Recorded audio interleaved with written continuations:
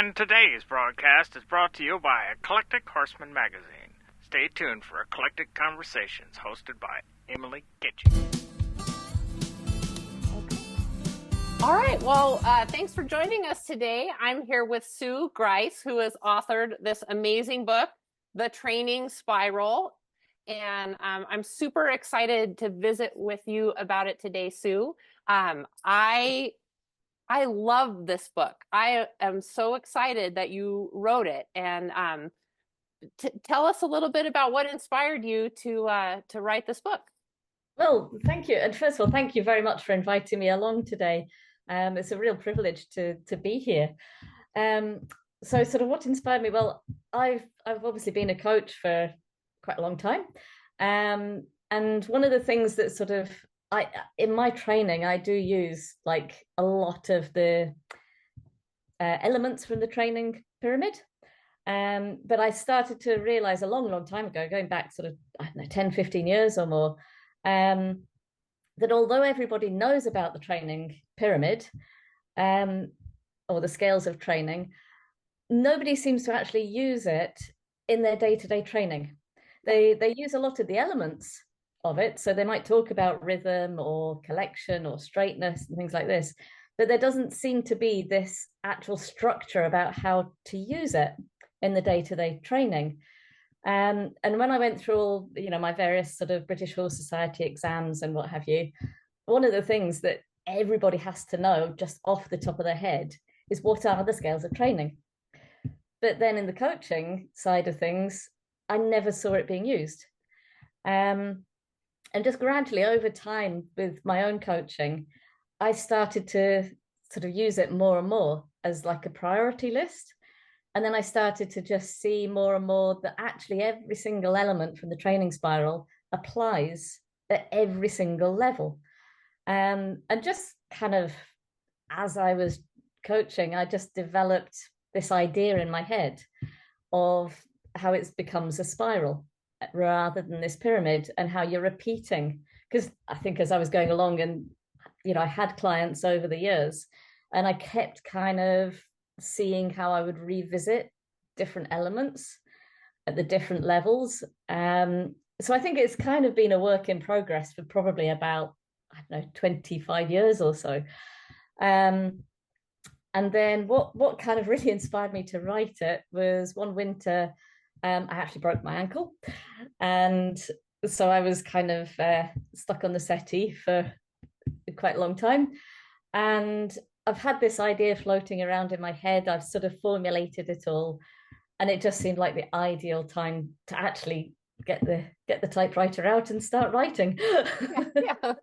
Well, and I want to come back to the nitty gritty of the spiral, but I feel like we need to visit a little bit about, like, just reading your bio on the back of the book. It looks like you have had this incredible wealth of experience that, of course, is going to inform how you came to this information. So maybe just tell us a little bit about your path in the horse world. So I basically come from a non-horsey family. But just as a lot of kids do here, went to riding school when I was younger, just got hooked and got my first pony when I was 14. I have had some fantastic coaches and trainers. I've been very, very lucky with opportunities and things through the years, but I've never actually trained like on a yard with a trainer.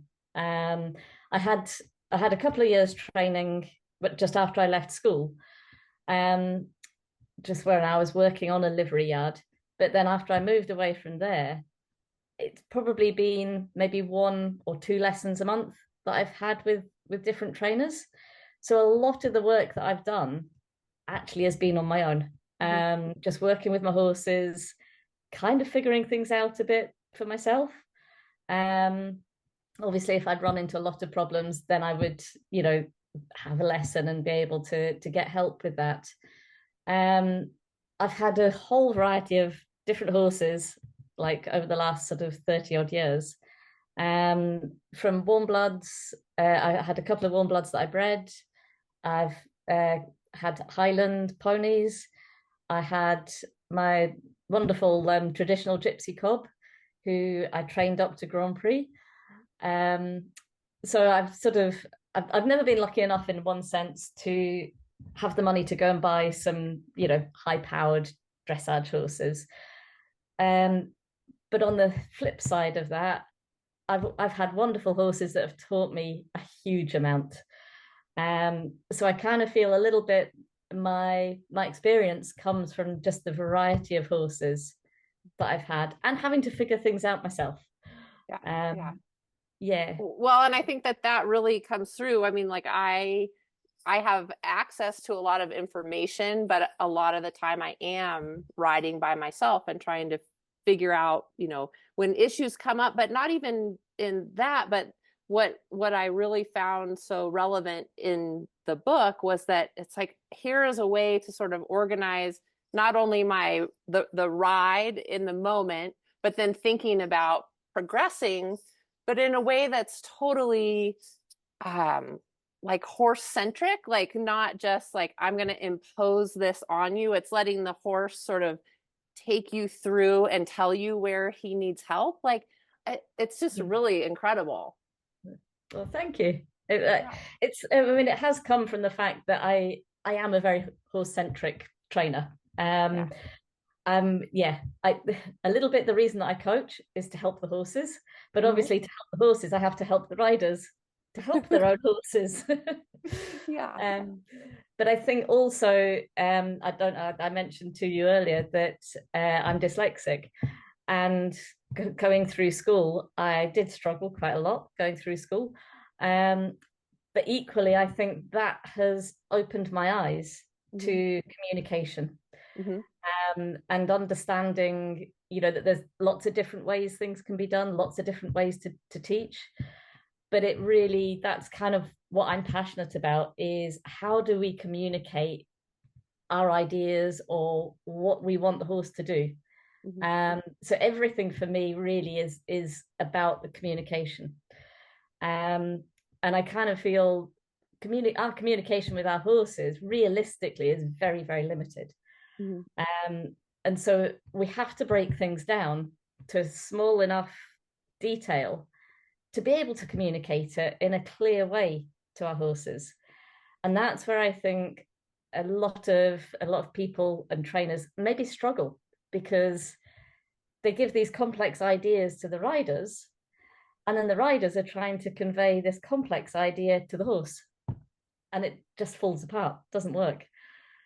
Well, and I love how in the beginning you're talking about like the training pyramid comes from German, and you start to point out just the discrepancies in translation that right off the bat sort of set us up for having these sort of like misconceptions about, well, what were they really going for? And just a little bit of nuance is going to completely throw off how we interpret it, which really got me thinking about, like the words that we use and how important that is.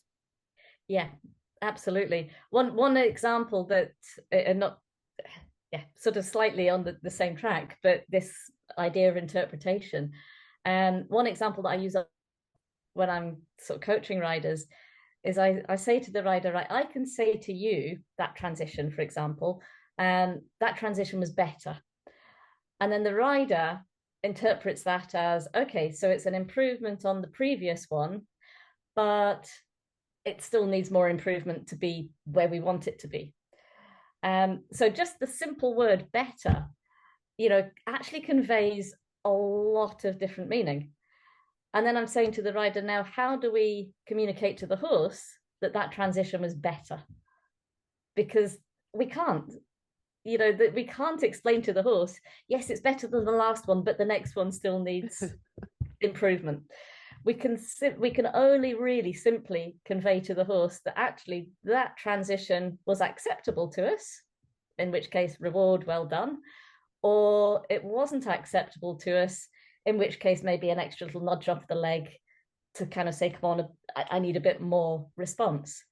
So again, it's kind of breaking it down into its simplest form so that we're able to communicate it to the horse.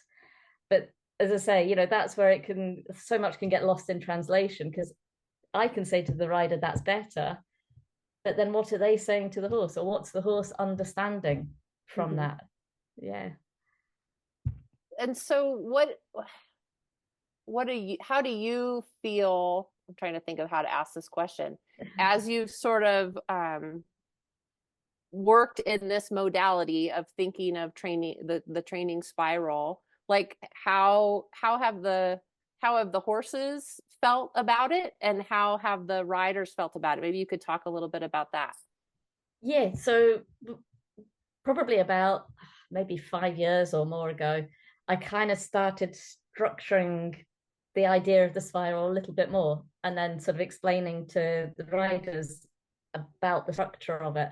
And I have to say, I found that riders really, really appreciated having that clarity of, where to go next, or if something went wrong, how to go back to fix things. And so often, riders, and I've been there myself in the past, they'll maybe go to a competition, or they'll come out the next day after a lesson to ride, and it's just not working, and they can't figure out why is it not working. So generally I find that's where the riders are trying to convey too many messages all in one go. So they may be saying to the horse, the rhythm needs to be more regular, I need more energy, or by the way, I need more bend. And they're saying all of this to the horse all in one go, because they had it all previously. Mm-hmm. And then the horses obviously just get a bit bombarded with too many signals and just get confused and frustrated, and then that frustrates the rider, and it's a downward spiral from there, basically. So once I started explaining to riders, look, if something goes wrong, or if things aren't working, go back to your sort of number one priority, find a rhythm, tick that box. Yep, we've got the nice rhythm. Now have we got the suppleness? And sometimes the suppleness can be just as easy as, can I flex the head a little left and right? Or can I just move the rib cage a little bit round my leg here or there? So sometimes it's just that simple. And if they kind of go, yep, okay, I've got the suppleness, then we can think about, where's the contact? So then in the rider's mind, they're prioritizing their riding a little bit more. And this then means that they're only conveying to the horse kind of one message at a time. Mm-hmm. And before they know it, they've gone one lap of the arena, and suddenly everything's working again. Yeah. So yeah, I find, as I say, when I'm teaching riders now, they like having this sort of go-to priority list, and that they can work through. The other thing I sort of talked about in the book is the reoccurring weaknesses. Mm-hmm.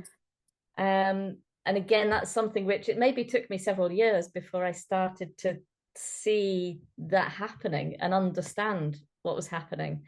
But again, now I'm able to kind of say to riders, say maybe we've got a horse who has an issue with suppleness, and they get the horse lovely and supple, and it's bending around that right leg, no problem at all. And then they move up a level in their dressage, and maybe now they're, instead of riding 20-meter circles, they're riding 10-meter circles, and suddenly they're like, the horse is very, very stiff again to this right.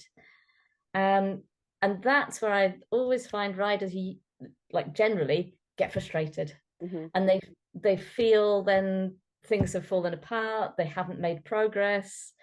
And a lot of riders start to get very disappointed, because they thought they'd fixed this issue, or they thought they'd worked through this. But then when I start pointing out to riders that actually they had worked through it at a previous level, all it is because they've now progressed higher up the spiral, we're now encountering that same issue, or the same horse's weakness again. And they just have to continue and work through it and help the horse through it. And when you explain that to the riders, they suddenly kind of don't feel disappointed or frustrated. They're like, this is great.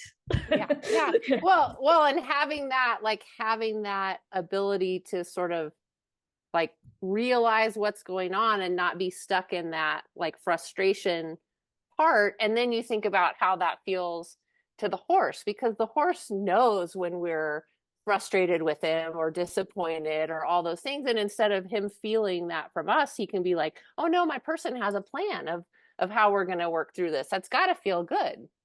Absolutely. Yeah. And I think that's the other sort of idea about the spiral is I don't know what it's like, in other countries, but certainly in this country, we see a lot of people going through sort of prelim novice level. That's like, I can't remember now, level 1, level 2. Mm-hmm. And then suddenly they kind of stall and they get stuck progressing to elementary or level 3. Mm-hmm. And it's because they're sort of their foundation training is not there. Mm-hmm. But they feel it's this big step to get to the next level, and they kind of feel it's unreachable. Mm-hmm. So I find that a lot of riders either look at themselves or they look at the horses that they're riding and sort of put limitations on themselves, because they kind of think, oh, I couldn't possibly go up that high, simply because they don't know the steps Mm-hmm. to it. It seems like too big a jump to get there. But when we're working through this spiral system, it allows riders to kind of start to see the progression from the like level 1 through to level 2, and how it links right through to the top level. And my view is, obviously, as long as the horse is conformation and the horse is able, I don't think that any horse should be limited by just its breed or its type or its size or anything like that. Mm-hmm. As I say, I had the traditional gypsy cob who was just amazing. He competed up to into 1 level. I trained him to Grand Prix. We never actually got to go out and do a Grand Prix because COVID hit, and then everything locked down, and then he retired during COVID. But yeah, nobody, when I got him as a sort of about 5 or 6 year old, nobody would have pegged him. And I didn't even buy him at that point thinking I'm buying my next high level dressage horse. Yeah. So yeah, I'm a real sort of strong believer that we shouldn't put limits on people or their horses. What we should do is actually enable them to see how to progress to the next levels, and help them progress. Yeah. Well, and I think, I mean, Trafalgar, as always, does an amazing job with the illustrations in the book. And I think like the visual representation of the spiral with the colors, and then even I love the illustration where you've got the spiral and the tower and the cylinder. And you just start to go, boy, it really impacts how you feel about things to see it represented in different ways. Like it really had a huge like light bulb in my brain. Yeah. I mean, I personally always in my own head think of it as a spiral. Yeah. Simply because I like to have that sort of aim, and feel like I can achieve that aim. So whether we're applying the spiral to, from intro to Grand Prix level, and the Grand Prix is our aim, or whether we're simply like training this week or even through this session, I'd still like to have that sort of aim that I'm progressing towards. Yeah. The reality is it is a tower that can be as high as we want, or this cylinder, because ultimately it's endless. Yeah. How many different repetitions or times we go around that cycle. But I prefer in my own head to think of it as this as spiral, because then there's that end point. Yeah. Well, and I mean, it really, like you were saying earlier, it makes you feel like it's achievable, because it's not like the pyramid. It's like steep climbing a pyramid, but like the spiral, you go, oh, there's a pathway, and it's incremental, and each layer builds on the other. And I mean, it just really changes the way for me, like just feel. I mean, I'm like, I don't know, I'm a pretty kinesthetic person, and so like just seeing that made me feel like, oh, I can understand better how it's achievable, and it's not just like, okay, that's not about me. Yeah, because that's what, again, with the whole scales of training and the pyramid sort of structure, a lot of people, when I talk to them about it, get the impression that at the lower levels, so like intro level 1, it's only about the rhythm. That's all they need to do. The likes of the collection or straightness, that's beyond them. And it's only until you absolutely perfect rhythm that you would then progress to the next level. And you only really do collection once you're at Grand Prix level. But I don't know, again, but here through the British Dressage sort of sheets, like their different levels, the directives and things that are on there, even at elementary level, collection comes into it. And that was one of the things that started making me think, well, then collection isn't just reserved for Grand Prix.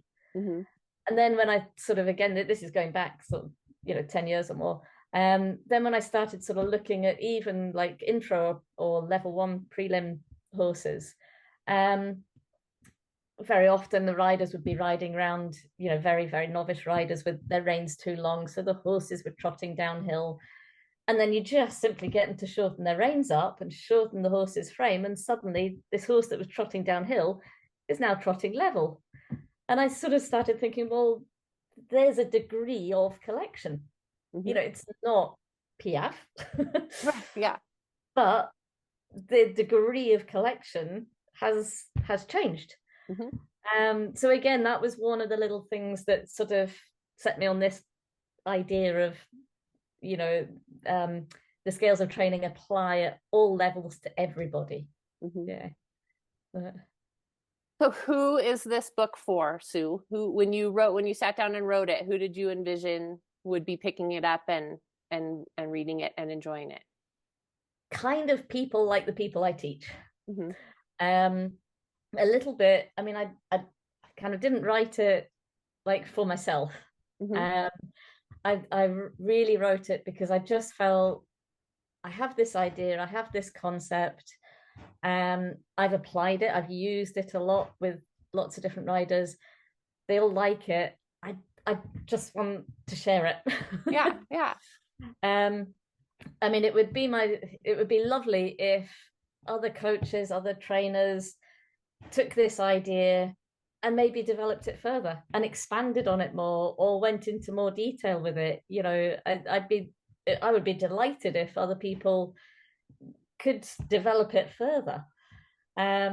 It's just that sort of, I just wanted to make the idea of the scales of training a bit more accessible and a little bit more usable for everyday riders of all levels. I mean, it applies to everybody at every level, and for coaches as well, because I find it a very, very useful coaching tool.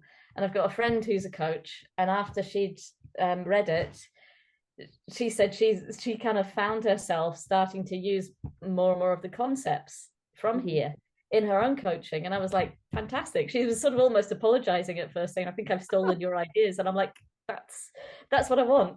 Yeah. That's why we write books, right? To share it with people. Yeah. That's awesome. I'm trying to think.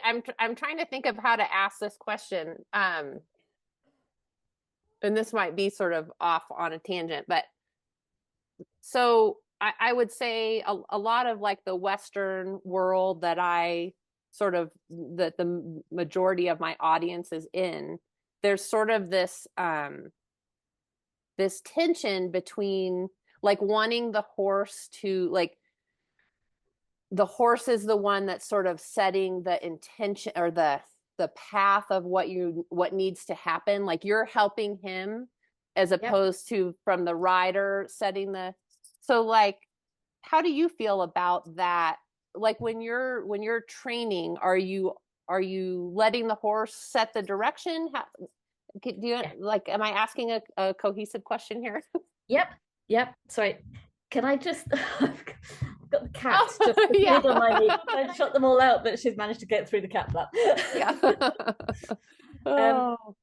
Yes. So that I do understand that question. And so when I've done some of my coaching exams and things, one of the things that we had to do was create a lesson plan. So before we even arrive at the lesson, we have a plan as to what we want to do. There's the warm up, and then there's all the things, targets that we want to do. When I go out and coach, I very, very rarely actually turn up with a plan in my head. What I'll do, occasionally I will, I might have a bit of a direction. What I really want to do is just see the horse warming up and see the rider working with the horse. And the rider might kind of say, well, I really want to work on my flying changes today, say. So that's fine. That's the plan of the session, is we need to look at those flying changes. But it's dependent on how the horse is warming up and how the horse is working as to what direction that training session is going to go in. So absolutely, for me, the horse is dictating the training session. We might sort of follow a bit of a plan, and we might start doing some canter work. But if the canter work, if the horse is particularly stiff, or the transitions just from trot to canter are not particularly good that day, then we work on the transitions just from trot to canter. Maybe even from walk to trot, we might even come lower down a level or two to improve the straightness, say, of the walk to trot transitions, because we're not going to get the flying changes coming nice and through and straight if the walk to trot transitions are going a little bit skew-if. So sometimes I'll also kind of say to the rider, I want them to assess how the horse is working. What do they want to improve? What's already working nicely? And then dependent on that, on what the rider's responses are, that then guides the next bit of the lesson. So yeah. So like if they're missing something, like you're seeing that, okay, they're a little bit stiff and the rider isn't feeling that, you're going to help them be able to feel this is what's getting in your way before you move on. Yeah. But yeah, as I say, I don't work to my rigid lesson plans like perhaps I'm meant to for my coaching exams. Well, and I think that sort of it's maybe a bias that maybe like the Western folks might have, as where they feel like, oh, that's not about me because it's too regimented. And so like that's sort of what I wanted to sort of suss out, is that it you can have a plan, you can have a framework, but you're not like locked into it. You're changing in the moment. Yeah, absolutely. And again, a little bit thinking of like the spiral framework, the sort of 2 points from what you just said there. One point I would say is that as you're progressing up through the spiral and you're working through all the various different elements, if something starts going wrong, or if the horse starts getting a little bit stressed or struggling with something, then my recommendation would be drop back down a few levels to where the horse is back in his comfort zone. You never want to push the horse so far that you if you go back a step or two, he's still sort of a bit frazzled. So I have like what I would call the safety net level. And that's where you can push the horse on and ask new questions or ask harder questions. As long as you can come back to your safety net level and the horse goes, oh yeah, but life's fine, I can do this, that's fine. You haven't pushed the horse too far.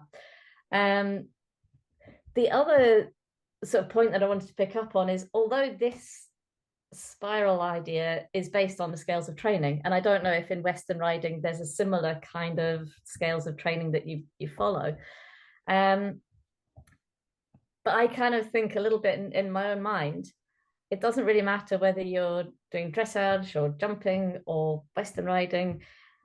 I'm thinking that the concept of the spiral, whether you replace the words of rhythm, suppleness, contact with other words, any kind of training should be step by step by step progressive, with the ability to drop back down when you need to and the ability to push forward. And it should be that logical, easy to follow step by step, easy to follow for the rider, but also easy to follow for the horse. So again, that's why I've kind of said in this book, it's a framework.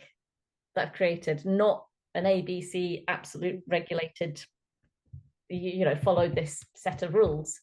It is a framework, and then it's up to the coaches and the riders to kind of like fill the detail in almost. Also, like I haven't gone into a lot of depth about the scales of training, like as in the rhythm, relaxation, suppleness, because I know there's various interpretations on that. And I mean, you could write an entire book about rhythm or relaxation or contact. Yeah. So, I've sort of given my interpretation of these things. But again, that's where I feel like you can put whichever words you want in for the various different colors through the training spiral. So yeah, I think it does. I would hope it would apply. To the likes of Western riding as well. Yeah. Cool. I have a feeling that you and I could probably talk all day. But I'm so excited about it. And I think it really is a universally helpful addition to the world of horsemanship. And so like, I really want people to read this book. Cause, I mean, and I have to say, like when I ordered it to carry it in the shop, I'm like, I didn't immediately say like, this is about me. And so like, that's the part is I hope that this conversation like shows people like, hey, this is about you. It's about all of us, because it really is. I mean, like, I don't compete. I ride around the pasture. I do sort of like, but I am working on like lateral work. Like I am challenging my horse and myself. And so like, this is, I don't know, I'm very excited to play with these concepts, just the sort of off topic in my own riding. I'm really excited about it. Is there a question that I didn't ask you about the book that we should talk about? That's a good question. Possibly the only thing is the progression of the exercises. There's a section where or one chapter, well, a couple of chapters where I'm sort of linking how the exercises progress. Yeah, that was really cool, because it's like you have a starting point and then you show the layers as they move up a level each time, which I thought, ooh, this is really exciting.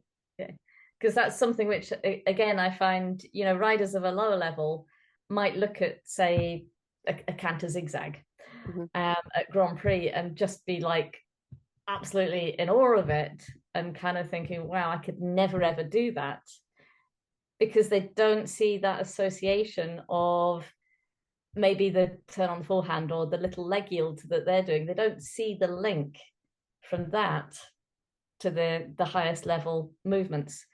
So again, I think it's really important to try and show riders like the bigger picture, but show them that it all starts with the most basic, simple movements. And that those movements, and that this, Grand Prix horse started off riding a 20-meter circle like that rider's riding a 20-meter circle. So again, it sort of starts to make riders feel that the higher levels actually are achievable, rather than it being sort of them up there and us down here doing what we're doing.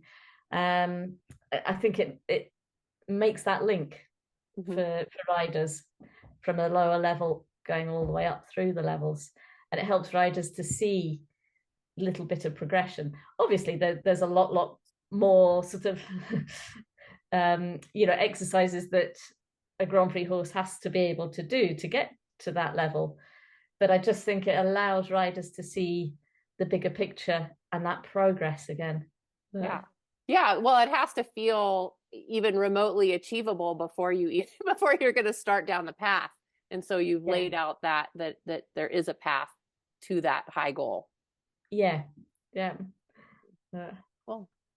Awesome. Well, I just really hope that everybody picks up a copy of this book, because there's so much in here for everybody. And thank you so much for writing it. And and we really appreciate it. That's right. Thank you. It's been a pleasure talking to you today.